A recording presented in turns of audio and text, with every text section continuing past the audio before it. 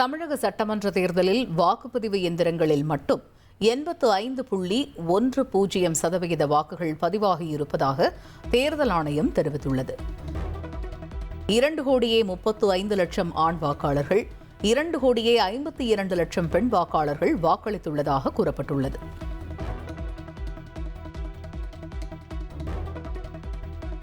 தமிழக சட்டமன்ற தேர்தலில் 4,61,000 தபால் வாக்குகள் பதிவாகியுள்ளதாக தேர்தல் ஆணையம் அறிவித்துள்ளது.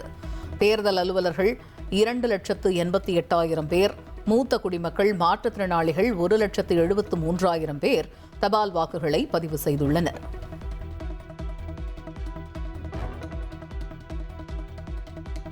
தமிழக சட்டமன்ற தேர்தலில் பதிவான வாக்குகளை எண்ணும் பணி மே 4ஆம் தேதி காலை 8 மணிக்கு தொடங்கும் என்று தேர்தல் ஆணையம் கூறியுள்ளது. முதலில் தபால் வாக்குகள் எண்ணப்படும் என்றும் காலை 8:30 மணி முதல் இவிஎம்களில் பதிவான வாக்குகள் எண்ணப்படும் என்றும் தெரிவிக்கப்பட்டுள்ளது. எல்பிஜி சிலிண்டர் டேங்கர் லாரிகளின் வேலை நிறுத்த போராட்டம் வாபஸ் பெறப்பட்டுள்ளது. 50 கோடி ரூபாய் வாடகை பாக்கி தொகையை நாளைக்குள் முழுமையாக வழங்க இந்தியன் ஆயில் நிறுவனம் ஒப்புதல் அளித்ததால் போராட்டம் கைவிடப்படுவதாக லாரி உரிமையாளர்கள் சங்கம் கூறியுள்ளது.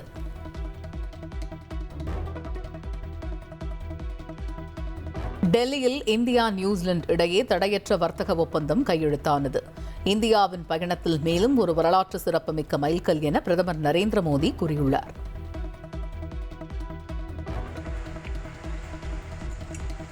நீலகிரி மாவட்டம் மசினகுடி அருகே உள்ள மரவக்கண்டி அணை பவர் ஹவுஸ் பகுதியில் திடீரென காட்டுத்தீ ஏற்பட்டது. விரைந்து வந்த வனத்துறையினரும் தீயணைப்புத் துறையினரும் தீயை அணைக்கும் முயற்சியில் ஈடுபட்டனர். கோடை வெயில் காரணமாக நீலகிரி மாவட்டத்தின் பல்வேறு பகுதிகளில் காட்டுத்தீ ஏற்பட்டு வருவது குறிப்பிடத்தக்கது.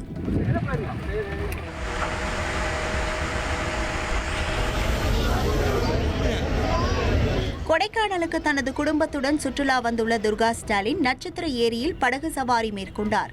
அங்கிருந்த சுற்றுலா பயணிகள் துர்கா ஸ்டாலினுடன் செல்ஃபி எடுத்துக் கொண்டனர். இதனையடுத்து கொடைக்கானலில் உள்ள ஆலயத்தில் துர்கா ஸ்டாலின் வழிபாடு நடத்தினார்.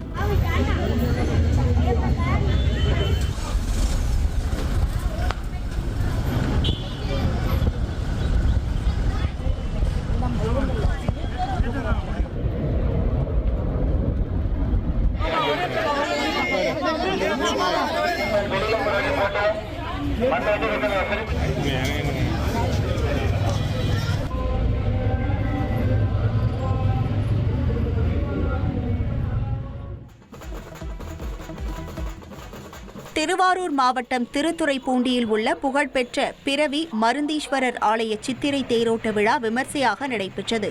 அஸ்வினி நட்சத்திர பரிகார தலமான இந்த ஆலயத்தில் சுவாமி அலங்கரிக்கப்பட்ட திருத்தேரில் எழுந்தருளி பக்தர்களுக்கு காட்சியளித்தார். தியோகேசா என்ற பக்தி முழக்கத்துடன் ஆயிரக்கணக்கான பக்தர்கள் தேரை இழுத்தனர்.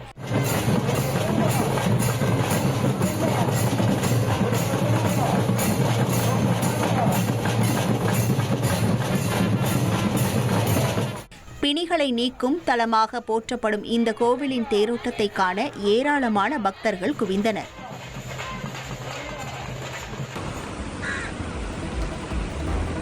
தூத்துக்குடியில் உள்ள உப்பு களங்கள் மற்றும் சுற்றியுள்ள நீர்நிலைகளில் ஏராளமான உள்நாட்டு மற்றும் வெளிநாட்டு பறவைகள் குவிந்து வருகின்றன.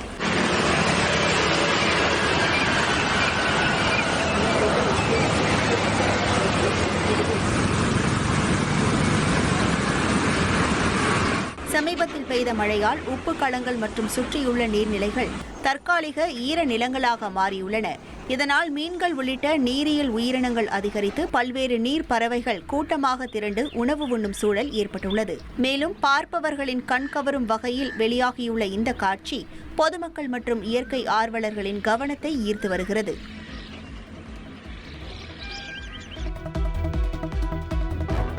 சாகும் வரை இளமையாக இருக்க எம்ஜிஆர் தனக்கு சாபம் கொடுத்துள்ளார் என நடிகர் சிவகுமார் தெரிவித்தார்.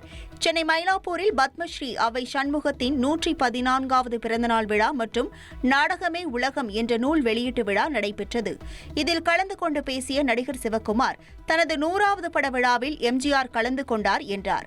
அப்போது தன்னை சாகும் வரை இளமையாக இரு என எம்ஜிஆர் சபித்தார் என கூறிய சிவகுமார் தற்போது தனக்கு வயது 85, ஆனால் பார்க்க அப்படியா தெரிகிறது என பார்வையாளர்களிடம் கலகலப்பாக பேசினார். என் வாழ்க்கையில நான் வந்து கமலஹாசன் மாதிரி ப்ரொஃபஷனலாக பெரிய டான்ஸ்லாம் கிடையாது. 15 நாள் பயிற்சி எடுத்து பண்ணது என் லைஃப்பில் மாஸ்டர் பீஸ். அந்த படத்துக்கு பாடினவங்க இந்த கேபி சுந்தராம்பாள். அந்த அம்மாளுக்கு வாத்தியாராக இருந்தால் சங்கரதவா சாமிகள். நான் என்னையா பண்ணுறது?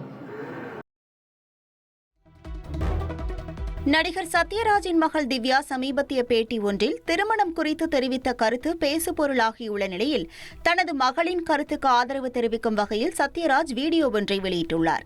தான் ஒரு பெரியாரிஸ்ட் என கூறிய அவர், ஜாதி மதம் சடங்குகளில் தனக்கு உடன்பாடு இல்லை என்றார். திருமணம் என்பது கட்டாயம் அல்ல, அது முழுவதும் தனிநபர் விருப்பம் சார்ந்தது எனவும் கூறினார்.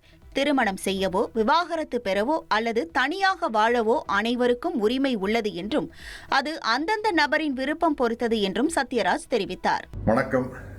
திருமணத்தை பற்றி, ஜாதி மதத்தை பற்றி, சடங்குகளை பற்றி எல்லாம் என்னோட மக ஒரு இன்டர்வியூ கொடுத்துருக்காங்க. அதை பற்றி சில பேர் ஆதரவாக கருத்து தெரிவிச்சிருக்காங்க, சில பேர் எதிர்ப்பாக கருத்து தெரிவிச்சிருக்காங்க. எங்கிட்ட அதை பற்றி கருத்து கேட்டாங்க. நான் ஒரு ப்ரௌடு பெரியாரிஸ்ட். எனக்கு இந்த ஜாதி மதம் இந்த சடங்கு இதில் எல்லாம் எனக்கு உடன்பாடே இல்லை. அதே மாதிரி திருமணம் குறித்து என்கிட்ட கேட்டாங்க. திருமணம் அப்படிங்கிறது வந்து ஒரு கட்டாயம் இல்லை, அது தனிநபர் விருப்பத்தை சார்ந்த விஷயம். திருமணம் செய்கிறதாட்டும், ஒத்து வராட்டி டைவர்ஸ் பண்ணுறதா இருந்தாலும் சரி, இல்லை தனியாகவே வாழ்ந்துட்டு இருந்தாலும் சரி, திருமணம் இல்லாமையே நமக்கு ஒரு குழந்தை வேணும்னு ஆசைப்பட்டாலும் கூட இன்றைக்கி இருக்கிற மெடிக்கல் ஃபெசிலிட்டியில், மருத்துவத்துறையில் இருக்கிற இன்றைக்கி இருக்கிற டெவலப்மெண்ட்டில் அதுக்கான வாய்ப்புகள் இருக்குது. அது சரியாக அமையலாம், சரியாக அமையாமலும் போகலாம், பட் அதுக்கான வாய்ப்பு இருக்குது. அப்படி இருக்கும் பட்சத்தில் இது வந்து ஒரு தனிநபருடைய விருப்பம் சார்ந்த விஷயந்தான் அப்படிங்கிறது என்னுடைய கருத்து.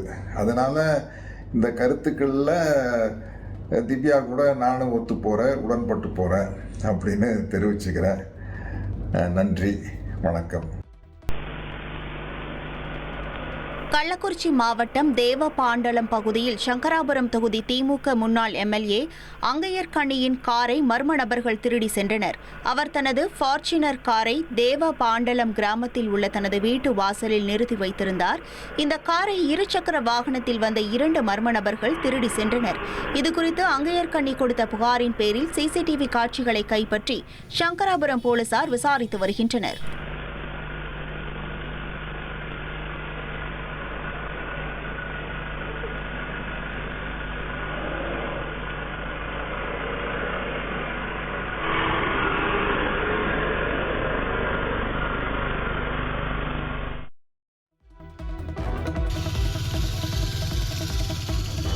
கிருஷ்ணகிரி மாவட்டம் ஹோசூர் அருகே மருத்துவமனைக்கு செல்லும் வழியில் ஓடும் ஆம்புலன்ஸிலேயே பெண்ணிற்கு சுகப்பிரசவத்தில் குழந்தை பிறந்துள்ளது. பேடரப்பள்ளி பகுதியைச் சேர்ந்த நந்தினிக்கு பிரசவ வலி ஏற்பட்டதை அடுத்து ஆம்புலன்ஸ் மூலம் அழைத்து செல்லப்பட்டார். செல்லும் வழியில் வலி அதிகரித்ததால் ஓட்டுநர் பிரபு வாகனத்தை சாலையோரம் நிறுத்த மருத்துவ உதவியாளர் சத்யா துரிதமாக செயல்பட்டு பிரசவம் பார்த்தார். அப்போது அழகான பெண் குழந்தை பிறந்த நிலையில் தற்போது தாயும் சேயும் நலமுடன் உள்ளனர். இக்கட்டான நேரத்தில் உயிர் காத்த ஆம்புலன்ஸ் ஊழியர்களுக்கு பாராட்டுகள் குவிந்து வருகின்றன.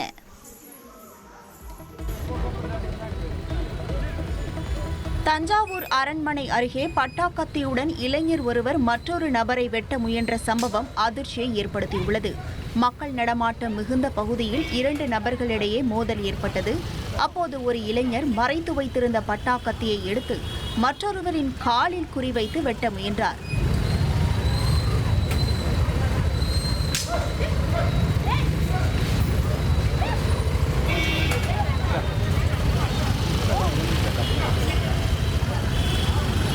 கத்தி கை தவறி விழுந்த நிலையில் தகவல் அறிந்து வந்த போலீசார் பட்டாக்கத்தியை பறிமுதல் செய்தனர்.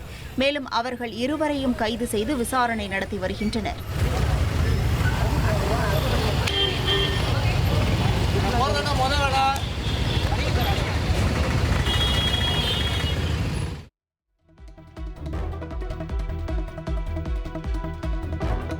சென்னையில் உள்ள தனியார் மருத்துவமனையில் நிலுவை ஊதியத்தை கேட்ட ஓட்டுநரை தாக்கிய புகாரில் மருத்துவமனை இயக்குநர் கைது செய்யப்பட்டுள்ளார்.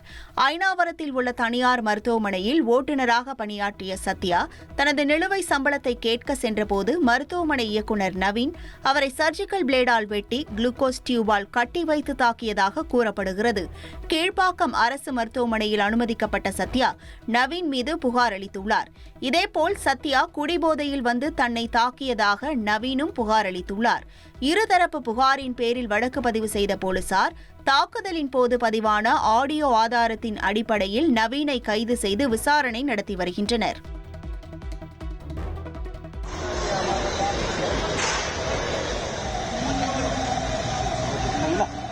உத்தரப்பிரதேச மாநிலம் ஹாபூத் மாவட்டம் பில்குவா பகுதியில் குடிசை பகுதியில் திடீரென தீ விபத்து ஏற்பட்டது.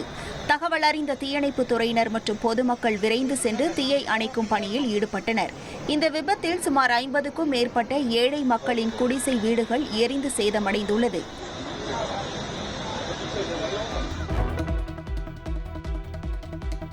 கோடை வெப்பத்திலிருந்து தப்பிக்க சட்டைப்பையில் ஒரு வெங்காயத்தை வைத்துக் கொள்ளுங்கள் என மத்திய தகவல் தொடர்புத்துறை அமைச்சர் ஜோதிராதித்யா சிந்தியா பொதுமக்களுக்கு நூதன அறிவுரை வழங்கியுள்ளார். மத்திய பிரதேசத்தின் ஷிவ்புரி பகுதியில் நடைபெற்ற நிகழ்ச்சி ஒன்றில் பேசிய அவர், தான் காரிலோ அல்லது அலுவலகத்திலோ ஏசியை பயன்படுத்தவில்லை என்றும் 51 டிகிரி வெப்பத்திலும் தன்னால் இயல்பாக இருக்க முடிகிறது என்றால் அதற்கு ஆயுர்வேத முறைகளே காரணம் எனவும் தெரிவித்தார். தொடர்ந்து பேசிய அவர், உங்கள் சட்டைப்பையில் ஒரு வெங்காயத்தை வைத்துக் கொள்ளுங்கள், வெயிலிலிருந்து தற்காத்துக் கொள்ள அது உங்களுக்கு உதவும் என கூறினார். அவரின் இந்த வெங்காய டிப்ஸ் தற்போது சமூக வலைதளங்களில் பேசு பொருளாகியுள்ளது.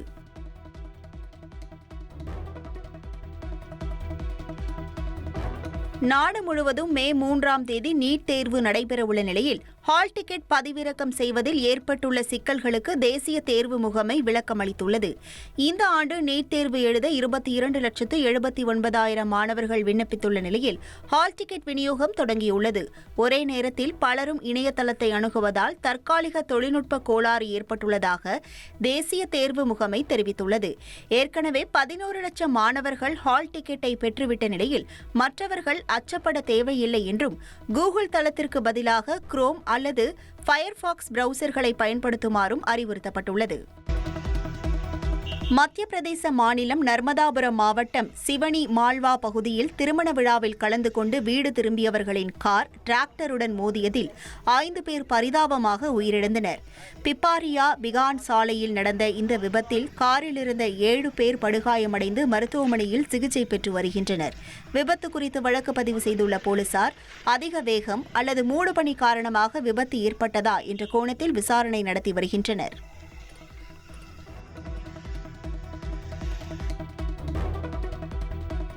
உத்தரப்பிரதேச மாநிலம் மீரட்டில் ஒரு வீட்டின் படுக்கை அறைக்கு கீழே ரகசியமாக செயல்பட்டு வந்த சட்டவிரோத ஆயுத கிடங்கை காவல்துறையினர் அதிரடியாக கண்டுபிடித்து 11 பேரை கைது செய்துள்ளனர்.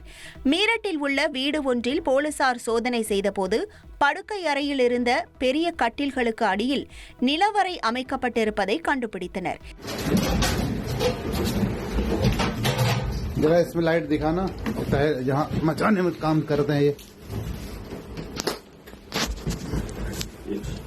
இந்த ரகசிய இடத்திலிருந்து 11 கை துப்பாக்கிகள் மற்றும் ஏராளமான தோட்டாக்களை போலீசார் பறிமுதல் செய்துள்ளனர். இது தொடர்பாக வருண் துபே, ரஜத் சர்மா உள்ளிட்ட 11 பேரை கைது செய்து சிறையில் அடைத்த போலீசார் தொடர்ந்து விசாரணை மேற்கொண்டு வருகின்றனர்.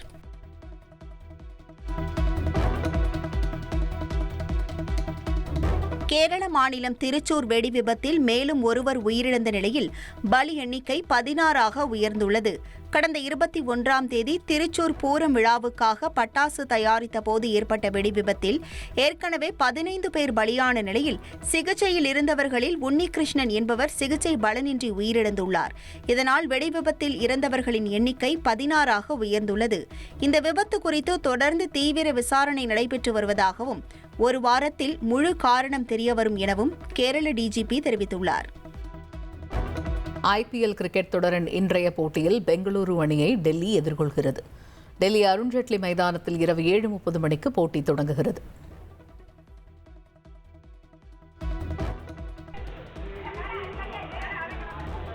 திண்டுக்கல் பேருந்து நிலையத்தில் உள்ள கடையை 6 பேர் கொண்ட கும்பல் அடித்து நொறுக்கும் சிசிடிவி காட்சிகள் அதிர்ச்சியை ஏற்படுத்தியுள்ளது. திண்டுக்கல் பேருந்து நிலையத்தில் உள்ள கடையில் வேலை பார்ப்பவர் வேல்முருகன், இவரது இருசக்கர வாகனமும் நந்தகோபால் என்பவரது இருசக்கர வாகனமும் மோதியதில் இருவருக்கும் இடையே வாக்குவாதம் ஏற்பட்டது. இதையடுத்து ஆட்களை கூட்டி வந்த நந்தகோபால் வேல்முருகன் வேலை பார்க்கும் கடையை அடித்து நொறுக்கினார்.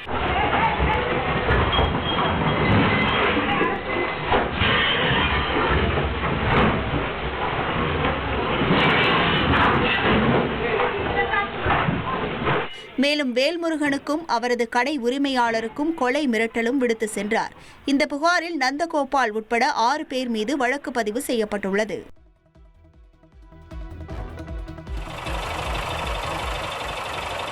தர்மபுரி மாவட்டம் பெரியப்பட்டி கிராமத்தில் அரசு ஒதுக்கிய மயான நிலத்தை ஆக்கிரமிக்க கர்நாடகாவில் பணிபுரியும் ஐஜி சதீஷ்குமார் தனது ஆதரவாளர்கள் மூலம் மிரட்டுவதாக கிராம மக்கள் குற்றம் சாட்டியுள்ளனர்.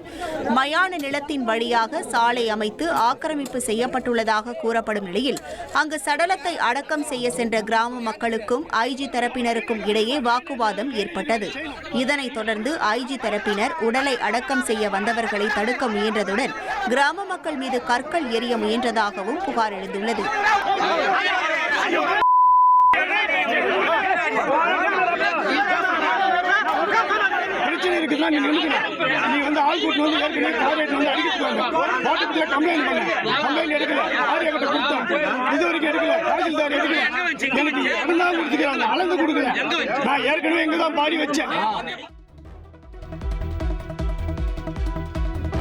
காலி மது பாட்டில்களை திரும்பப் பெறும் திட்டத்தில் உள்ள நடைமுறை சிக்கல்களை தீர்க்க கோரி கோவையில் டாஸ்மாக் ஊழியர்கள் போராட்டத்தில் ஈடுபட்டனர். மது பாட்டில்களை 3 முறை ஸ்கேன் செய்வது மற்றும் திரும்ப ஒப்படைக்கும்படி பாட்டில்களுக்கு 10 ரூபாய் திரும்ப வழங்குவது பணி சுமையை அதிகரிப்பதாக கூறி பீளமேட்டில் உள்ள மண்டல மேலாளர் அலுவலகத்தை 100க்கும் மேற்பட்ட டாஸ்மாக் ஊழியர்கள் முற்றுகையிட்டனர். இதனால் கோவையில் 70க்கும் மேற்பட்ட டாஸ்மாக் கடைகள் திறக்கப்படவில்லை. கடைகளை திறக்காத ஊழியர்கள் மீது துறை ரீதியான நடவடிக்கை எடுக்கப்படும் என மண்டல மேலாளர் எச்சரித்துள்ளார்.